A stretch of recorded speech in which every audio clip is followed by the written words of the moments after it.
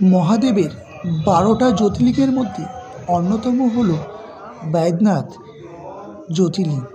এটি দেওঘরে অবস্থিত।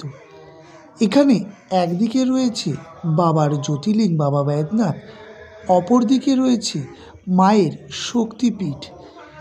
এইখানে পৌঁছাতে হাওড়া থেকে সময় লাগে ৬ থেকে ৭ ঘন্টা।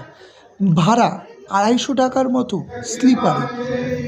রোজ হাওড়া থেকে বহু এক্সপ্রেস যায় এই দেওঘরের উদ্দেশ্যে।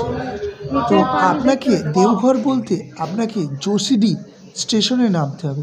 যশিডি স্টেশন থেকে অটো করে ২০ টাকা নিলে আপনি পৌঁছে যাবেন দেওঘরের মন্দিরে।